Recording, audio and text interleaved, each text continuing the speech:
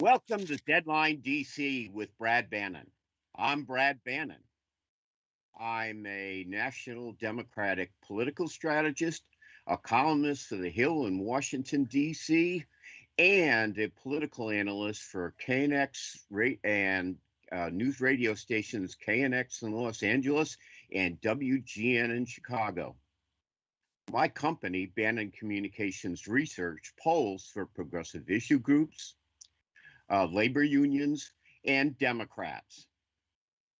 If you have any ideas for Deadline DC or suggestions for the show, or if you want to learn more about my political polling company, the best way to reach me is on Twitter, and my Twitter handle is @BradBannon. This week we have two guests on Deadline DC. In the first half hour, our guest will be Hope Frye, who you can see there if you're watching us, who is the founder and executive director of Project Lifeline. Then in the second half hour, the editor-in-chief of PoliticusUSA, Sarah Jones, joins us to discuss the hot political news of the day and a week.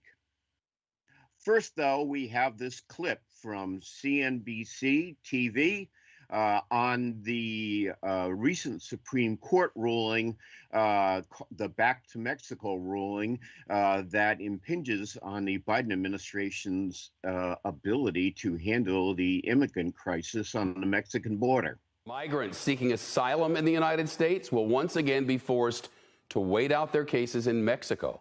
The Supreme Court ruled just yesterday that the White House must restart that Trump-era remain in Mexico policy.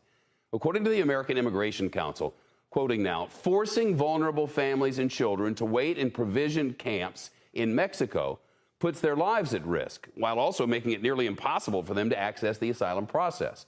But attorneys general in Texas and Missouri who sued the Biden administration argued that that policy served to discourage such futile and dangerous journeys and is an indispensable tool in addressing the ongoing crisis at the southern border. NBC's justice correspondent Pete Williams is with us now. Pete, what's the basis of this ruling and what happens next?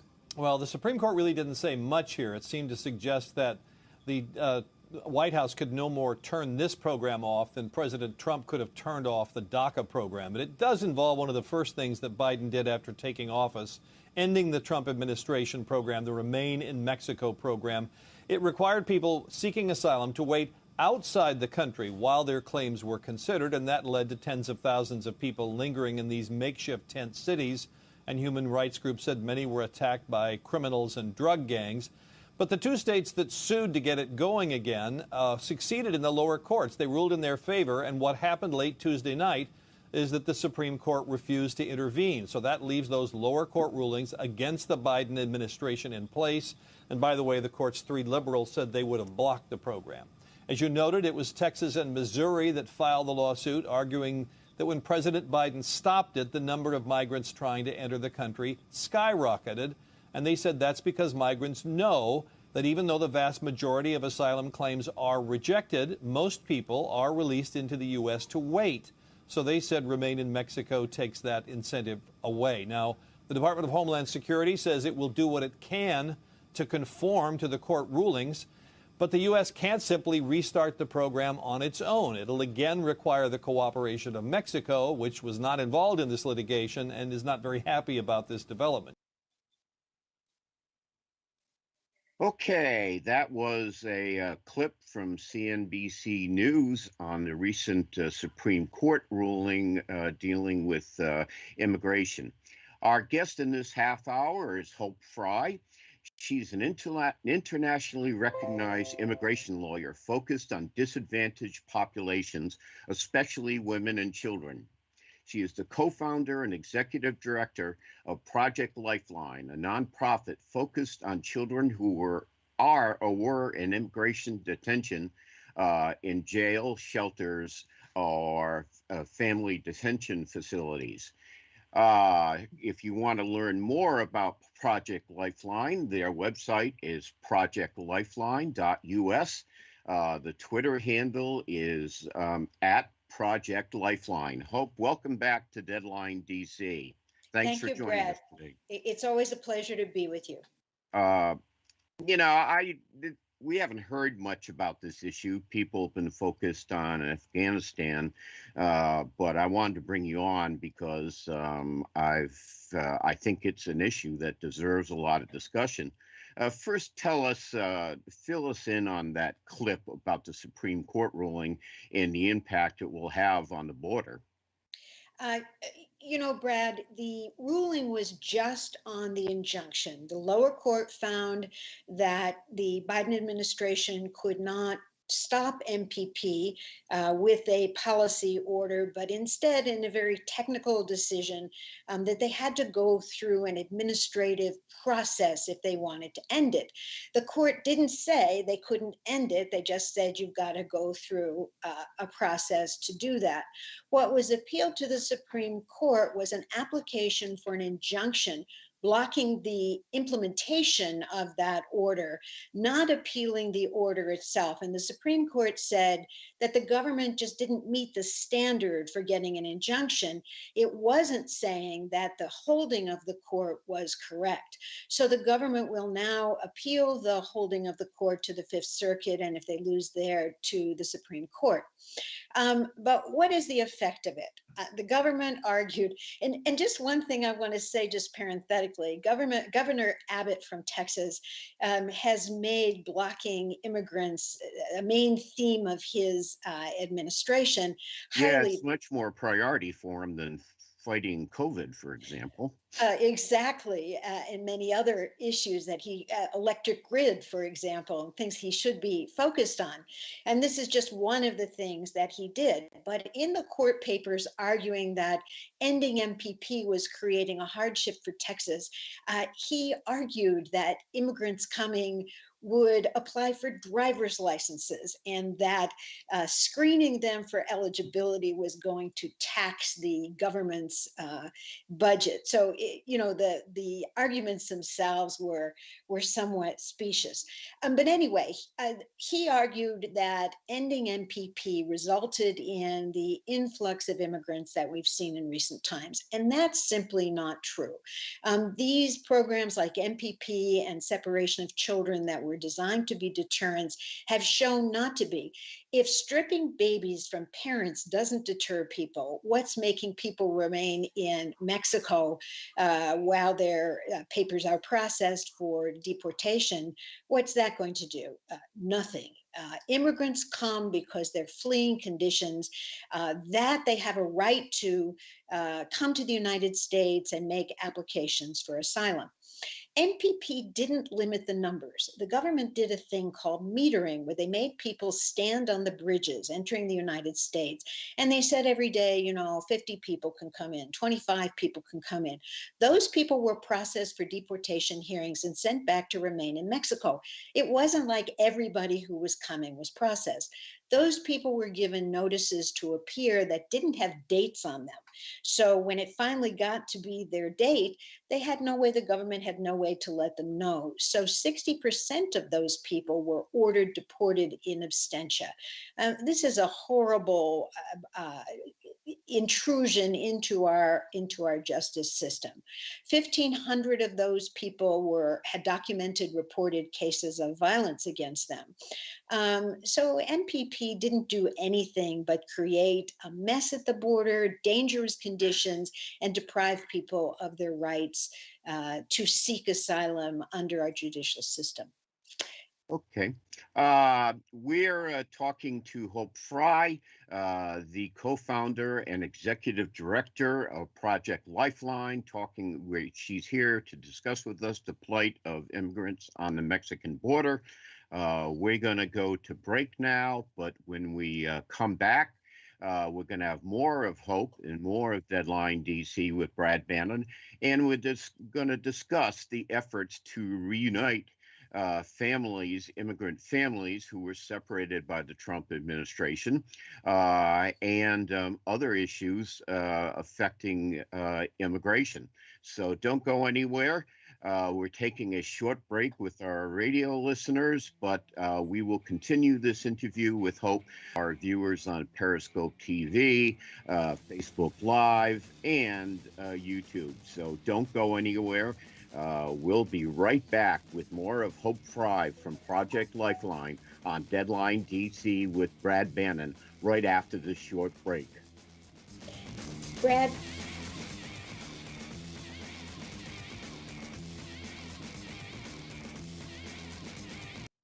I want to get back to seeing my grandbabies every Sunday and smothering them with big hugs and kisses. Okay. I want to get back to football games with my boys. I want to get back to feeling and touching, connecting with the people around me. I want to get back to family dinners and my grandma's mac and cheese. I want to get back to real grocery shopping. Change block the people coming, but why are people coming? Okay. And then I want to talk about the other vehicle that the Biden administration is using for border control, which is blocking even more numbers than MPP, which is Title 42. But why are we seeing an uptick in numbers of people coming? First of all, pent-up demand from MPP. Okay, I got you. I'll ask you that question. Save it for the listeners and viewers. Okay, welcome back to Deadline DC with Brad Bannon. In this half hour of Deadline DC, we're discussing the plight of immigrants on the Mexican border with Hope Frye, the co-founder and executive director of Project Lifeline. Hope, first tell us, I remember seeing something recently that July was the biggest month, I guess, ever for immigration over the Mexican border. Why are so many people trying to immigrate to the United States? First of all, Brad, the idea that we deter people by the Remain in Mexico policy, MPP, was very misguided. And probably half of the people who are coming are people who should have been admitted, but it's pent-up demand from MPP. So people didn't go home. They waited in the dangerous conditions in Mexico. We also have seasonal migration. Every year we have higher numbers in the spring.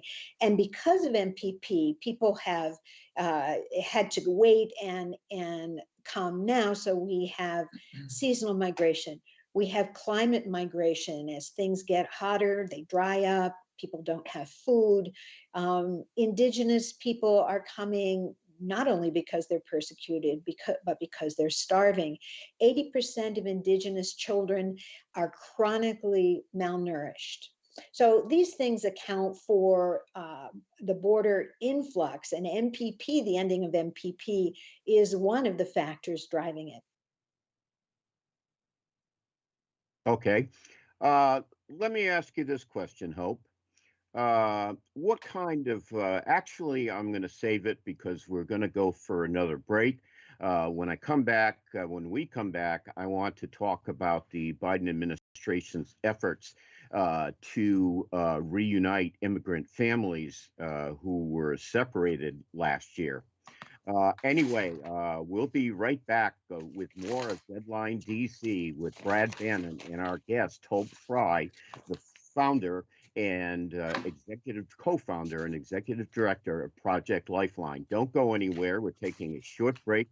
We'll be right back for our viewers and our listeners with more Deadline DC with Brad Bannon.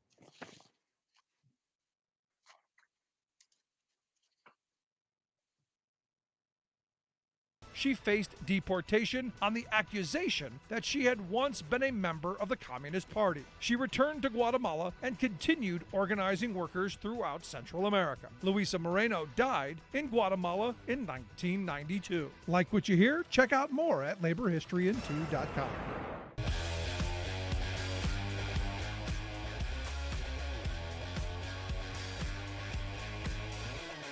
Welcome back to Deadline DC with Brad Bannon. Our guest in this half hour is Hope Frye, co-founder and executive director of Project Lifeline. We're talking about the situation on the Mexican border. Hope, when during the presidential campaign in 2020, Joe Biden said a number of times that if he was elected, he would make it a priority to reunite immigrant families who had been separated. How's that going? Right away, when he became president, President Biden tried to make good on that promise and created an interagency task force on the reuniting of families. And he put at the head of that Michelle Branay, who is excellent. She is the former director and founder of the Women's Refugee Commission. But like any governmental body, it moves somewhat slowly. They identified 3,900 children who had been separated between July 1st, 2017 and January 20th, 2021 under the zero tolerance policy. And they've reunited 1,786 of those children, which leaves over 2,000 for whom there are no confirmed reports of reuniting. So they're looking for parents in the Central American area. But, there were no records kept. So identifying children and matching them with their parents is a very difficult job. But the task force has another job besides reuniting families, and that is making recommendations for what to do once they come back. Right now, there's no procedure in place, and parents, some number of them have already been ordered deported, and now they're back. What's going to happen to them? And other people are brought back and they're in removal proceedings. So we are continuing to place parents and family separated children in fear of expulsion from the United States.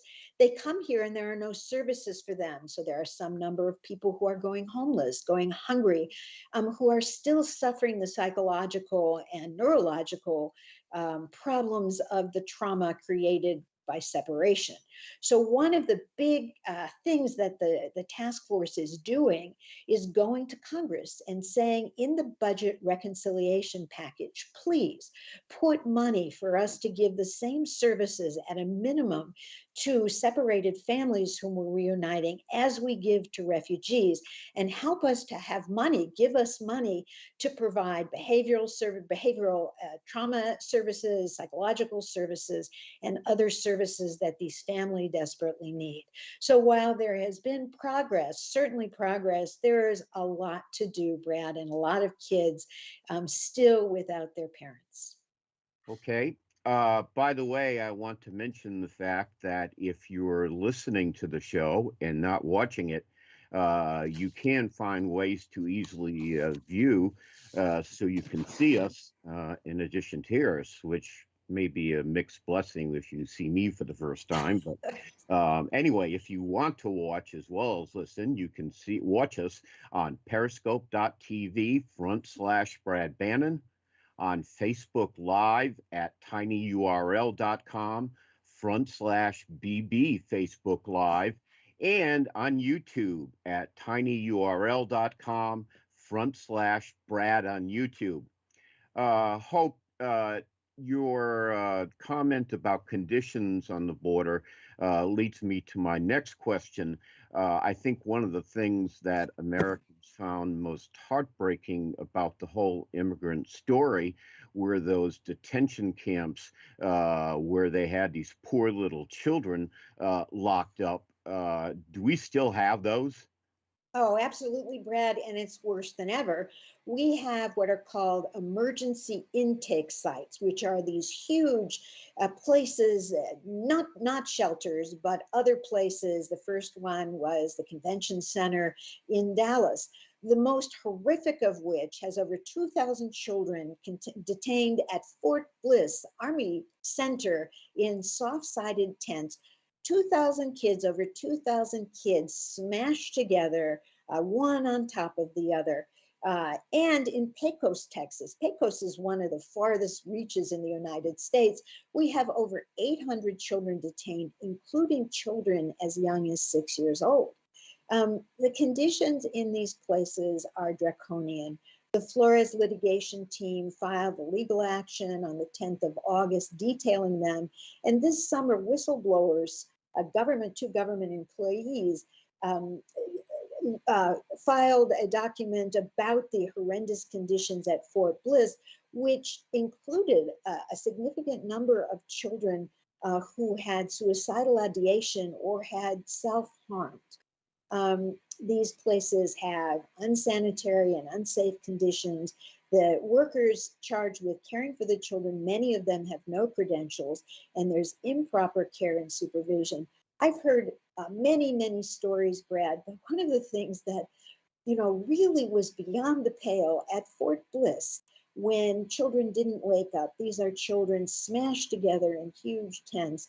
One of the supposed child care workers blew a horn over the intercom system for a long period of time. Now imagine that you're sound asleep, and all of a sudden there's the noise of blasting of a horn, like what we have for declaring an emergency. I mean, what kind of people do that, and what kind of place is that to hold children? And let me just say parenthetically, any child who comes without a parent, who comes with grandma, who comes with an older sibling, an aunt, is considered unaccompanied and placed in one of these shelters. There are Afghan children being evacuated right now who are going to be and are classified as unaccompanied.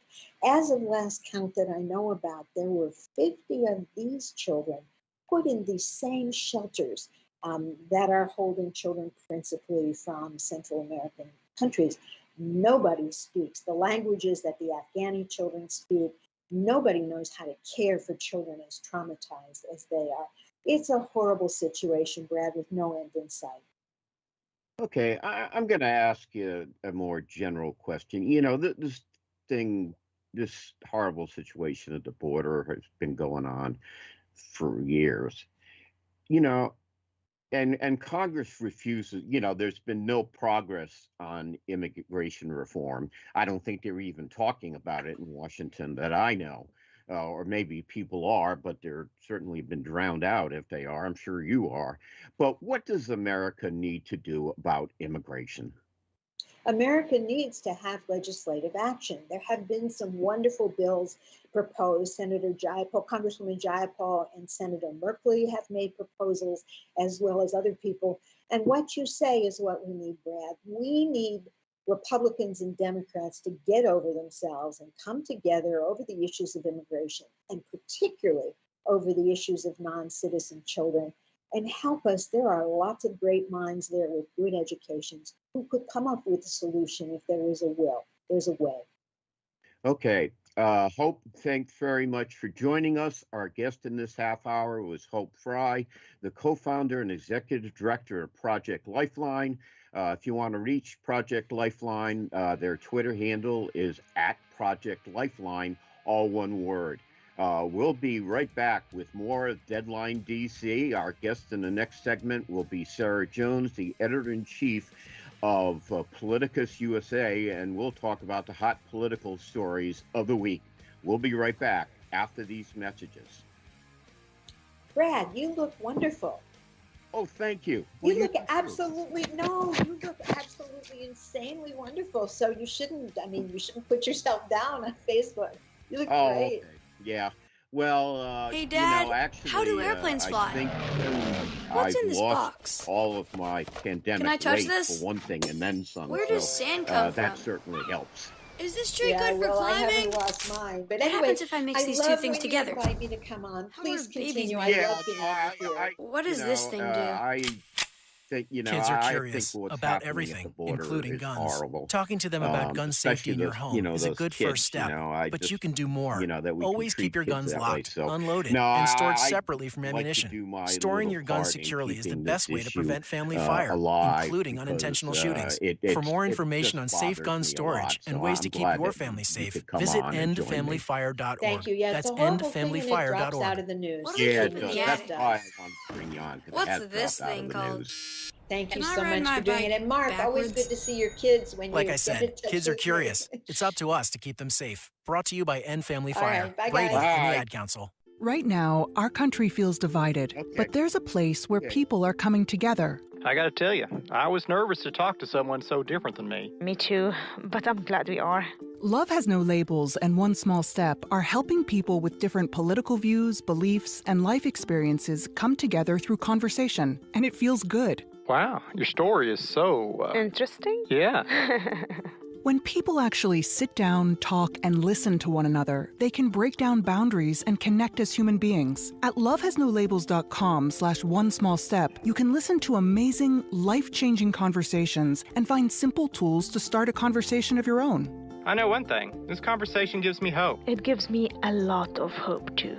Take a step toward bringing our country and your community together by having the courage to start a conversation at lovehasnolabels.com/onesmall. At least since the invention of the wheel, people have fixed, tinkered with, Hi, and Sarah. improved every device they've possessed. How you doing today? It's been a human right. But after several thousand years, suddenly legal clauses are being tucked in purchase agreements saying that today's owners of products must not even peek, much less poke inside, the inner workings of our devices. Makers of anything with a computer chip in it, everything from your car to your toothbrush, have been especially vehement about this, rewriting human nature by outlawing our right to repair. Yes, they assert, you own the thing, but we own the intangible ideas that make it work. So if the product malfunctions, you must return it to us and pay us a premium to repair it. Plus, they prattle, you could hurt yourself trying to do it yourself, so trust us. Bovine excrement, barks Steve Wozniak. Companies inhibit your rights so they can have power, control over everything. Is he some consumer radical? No, Wozniak is the co-founder of Apple, the multi-billion-dollar global Goliath that is the world's biggest producer of consumer electronics. He's appalled that Apple has now become a fierce opponent of self-repair. He says we wouldn't have had an Apple, except that early innovators like him grew up in a very open technology world. From the start, he points out, openness helps spread innovation and consumer demand. So, why stop the self-repair community, he asks? Two big reasons. Besides letting corporations lock in monopoly profits from the repair industry, it also dissuades customers from bothering with repairs. Just throw the thing away and buy a new one. This is Jim Hightower saying, if you wonder where such massive, deadly levels of pollution by lead, mercury, plastic, etc. come from, look to the gross throwaway ethic of big tech profiteers like Apple.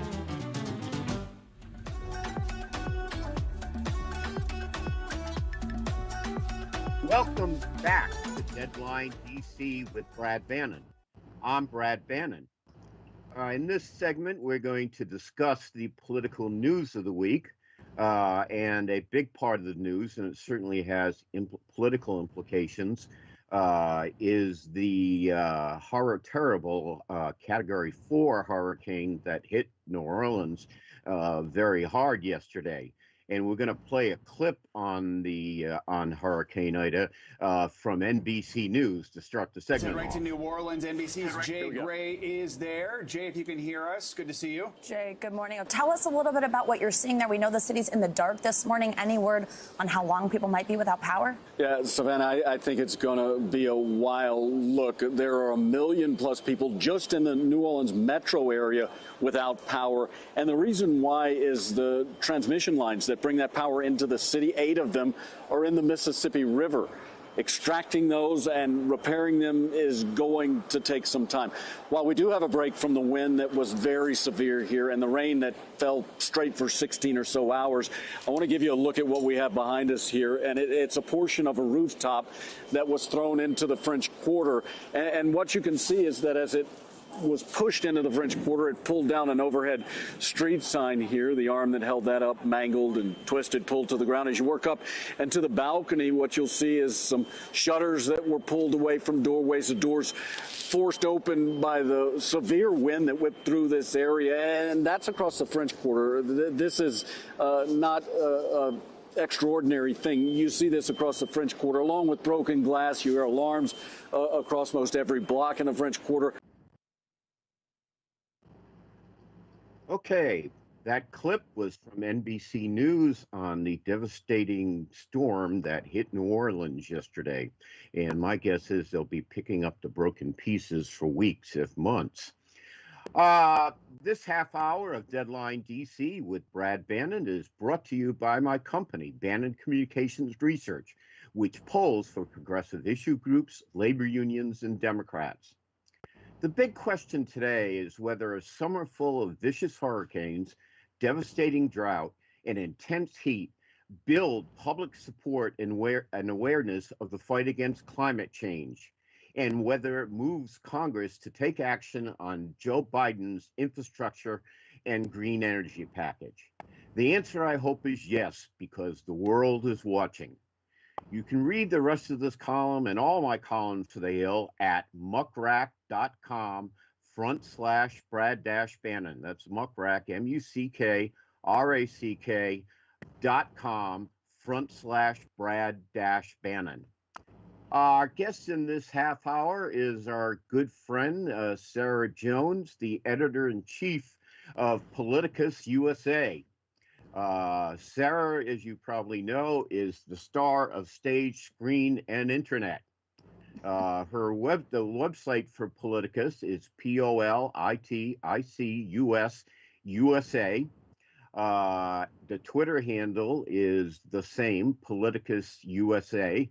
And Sarah's Twitter handle is Politicus Sarah, SARAH.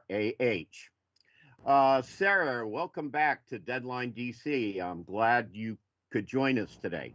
Thank you so much for having me, Brad. It's always a pleasure.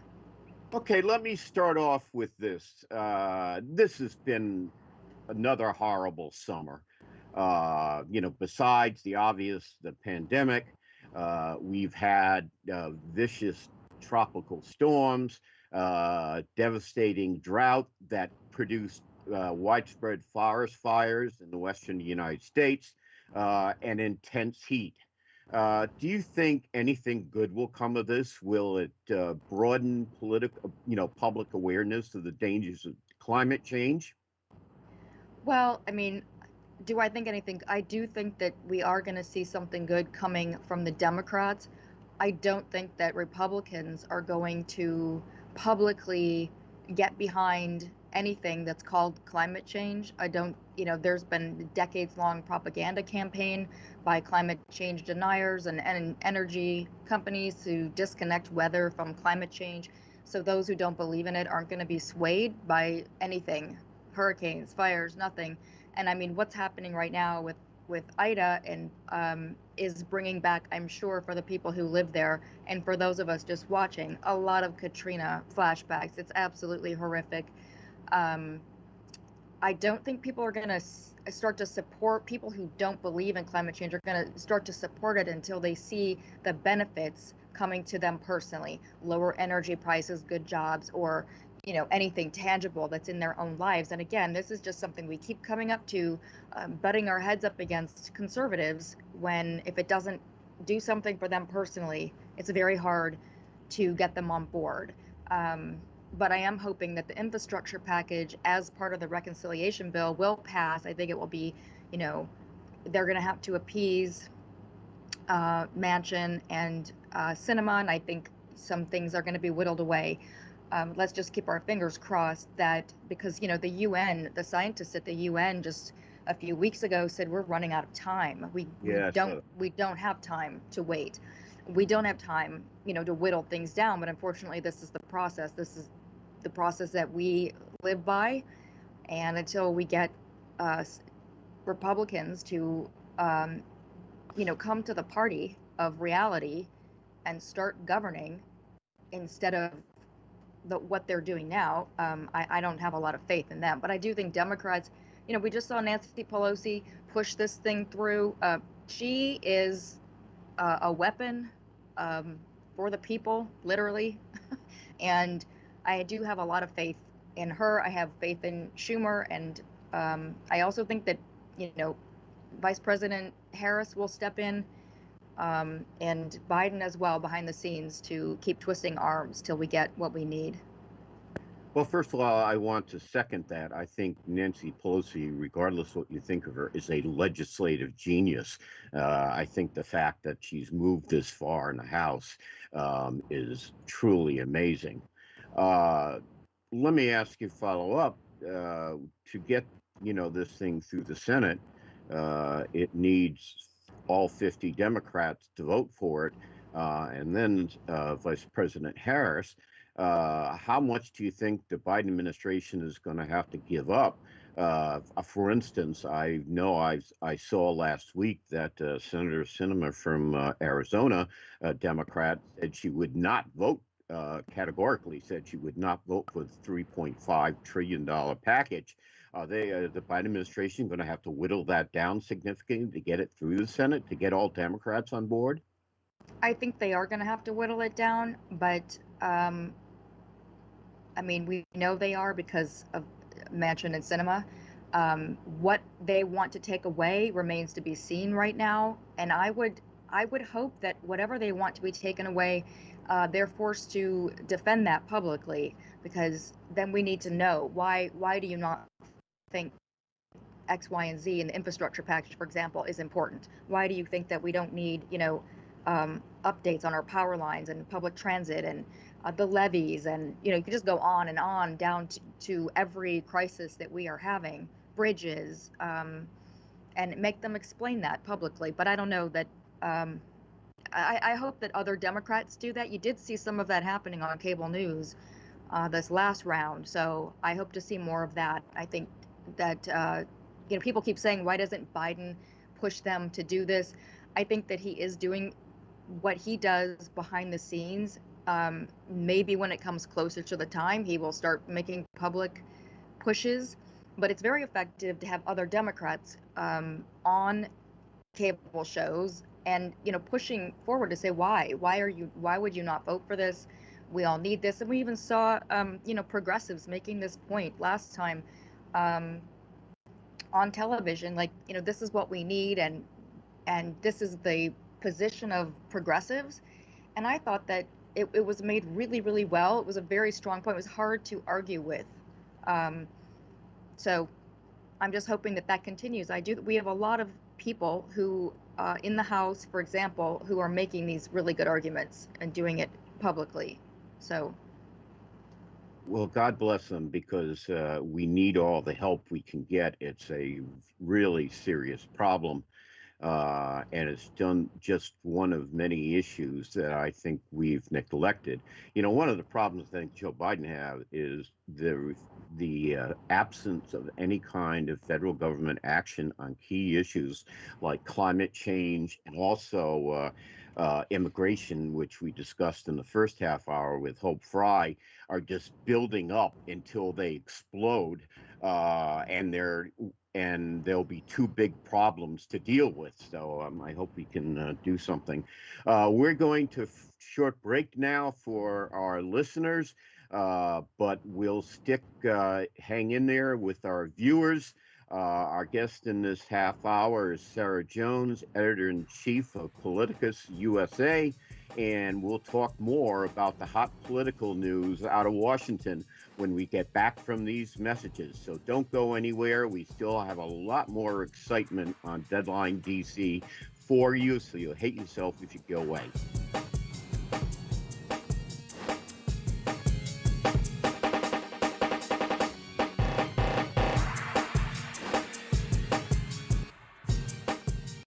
What I know about courage, I learned from my adoptive mom. She said sometimes you just gotta hold on. Welcome back to Deadline DC with Brad Bannon.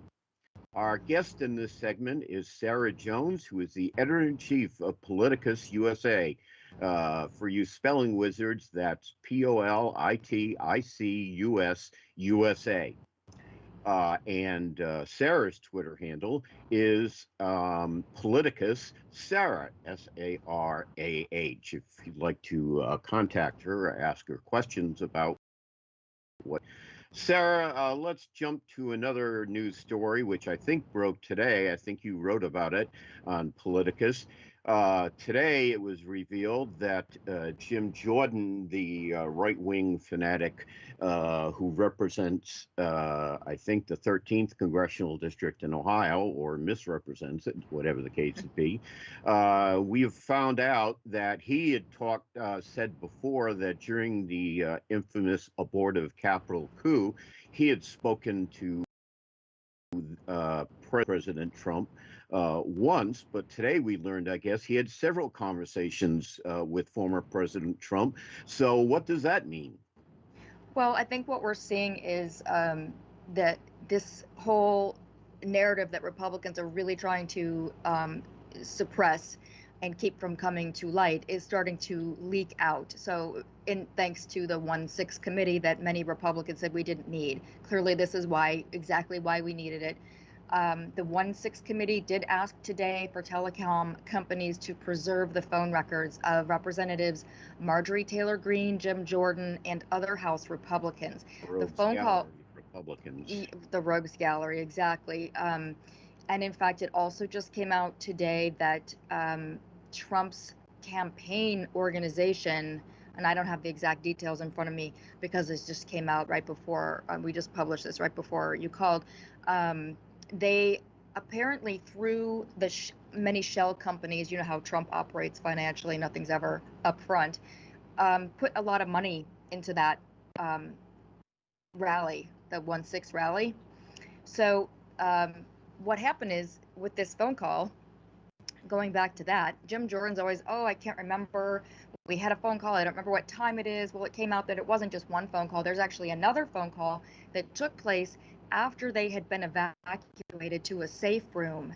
And he and Matt Gaetz apparently begged then President Donald Trump to tell his supporters to stand down. So I think what that tells me, as if I'm not a prosecutor, if I were, I would be using that right there as evidence that they knew that Trump had power over these people, that Trump did indeed incite them and could tell them to stand down. So he was their leader for this attack.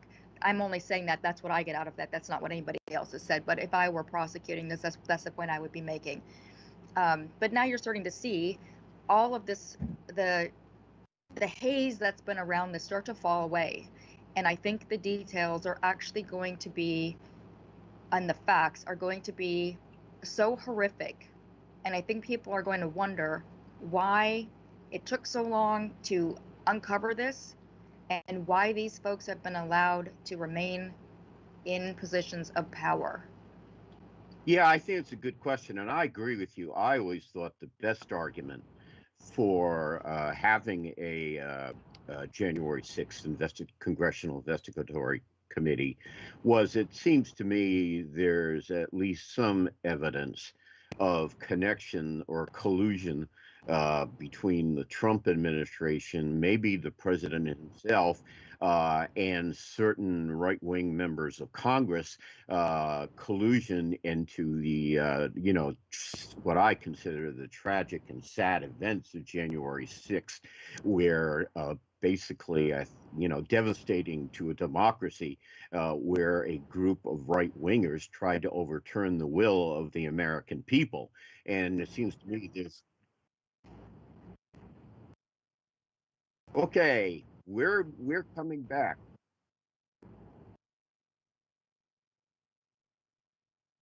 Welcome back to Deadline DC, and welcome back to our radio listeners.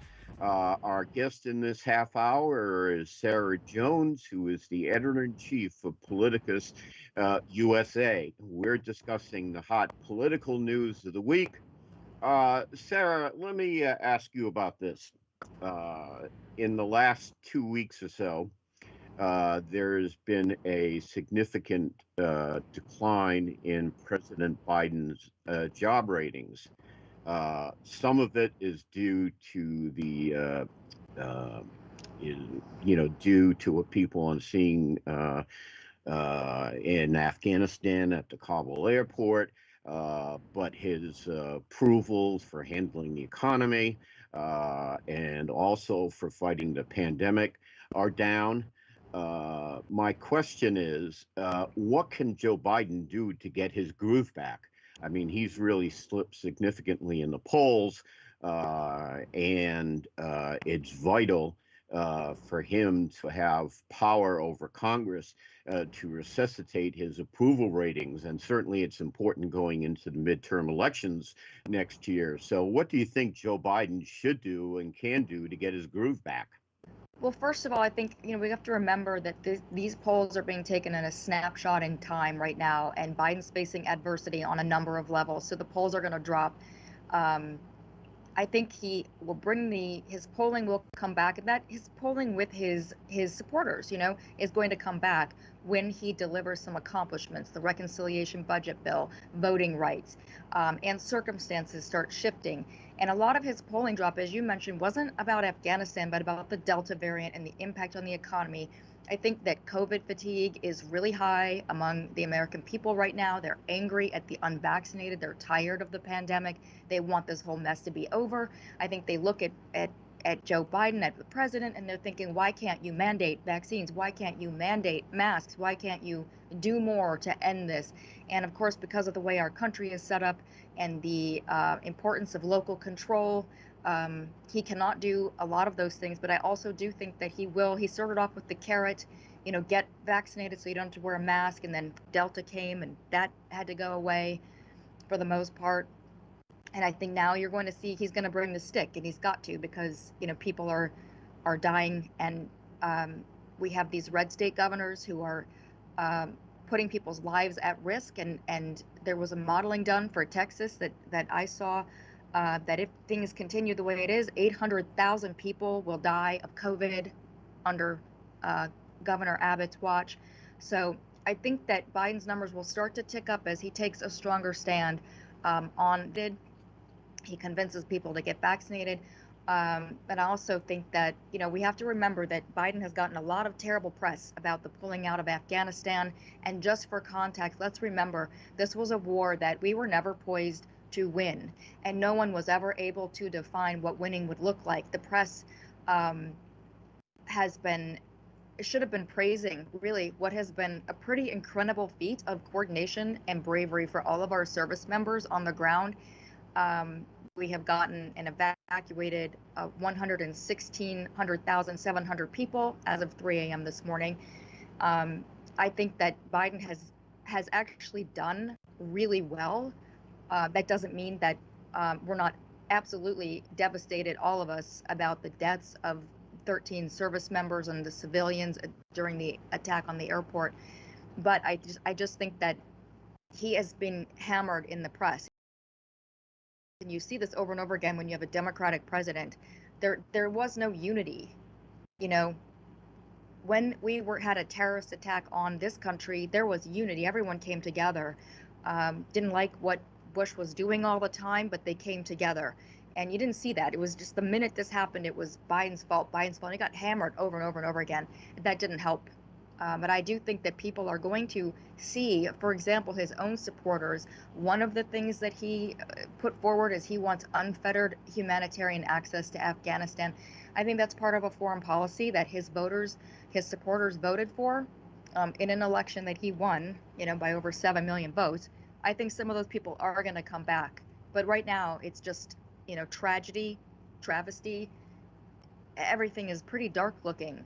The Delta variant came back, and I think it's killing a lot of people. It's depressing. Tragedy and travesty, you're right.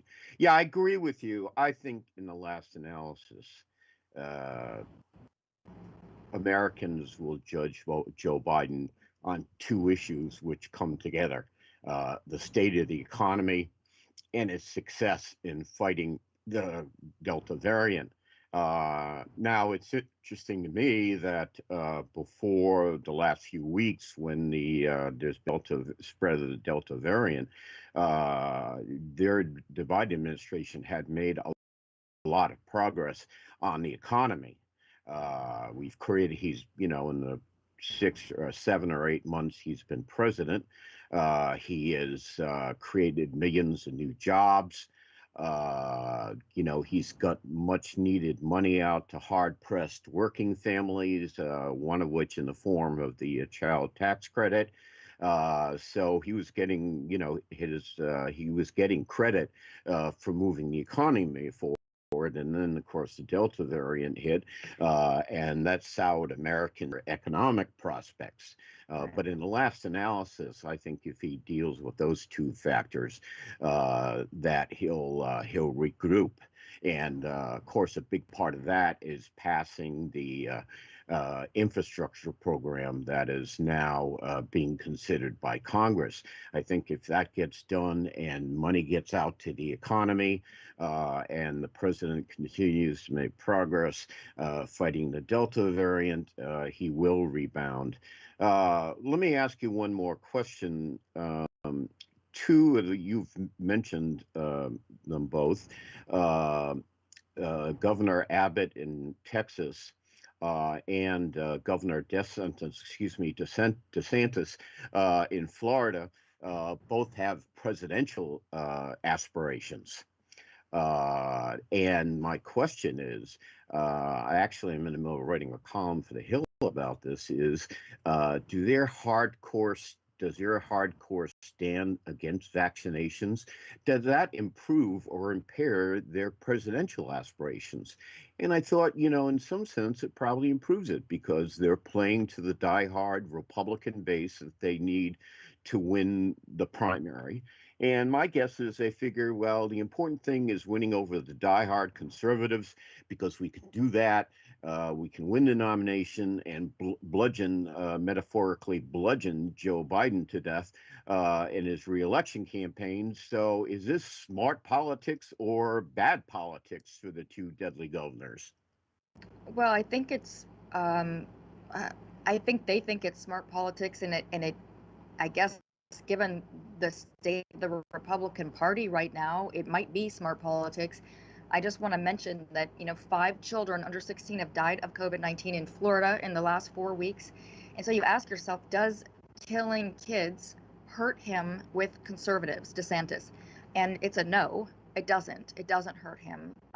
That's coming from the pro-life party. So I think if we look through the Trump political lens of what both of the Abbott and DeSantis are doing, they're playing the authoritarian cowboy strongman, and that's, little mini Trumps.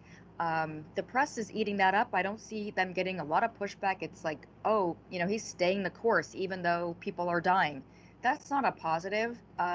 Although it doesn't look great for Biden when he changes, and he has to pivot quickly because the science changes, because we have a variant coming in. He does pivot. That's what a leader needs to do, whether it hurts them politically or not. They need to pivot.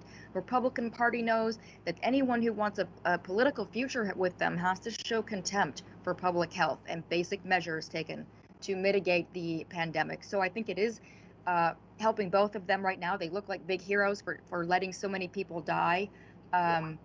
I don't know how that would work in a presidential campaign. I really think that once you need to start winning over independents, which they need to win an election, unless they're going to continue, Yeah, you'd like to think so. It would hurt them with independence. So we can, it's a crazy world we live in. Thanks, Sarah, for joining us today. That's all the time we have left. I want to thank our guest, Hope Frye from Project Lifeline, Sarah Jones from PoliticusUSA, and also thank you to our executive producer, Mark Grimaldi, who makes sure the Deadline DC trains run on time. And believe me, it needs a conductor badly. Leslie Marshall will be back tomorrow. Be safe and be strong in these troubled times. Make sure you tune in to Deadline DC Mondays at 3 p.m. Eastern Time, or the podcast anytime at periscope.tv/Brad Bannon.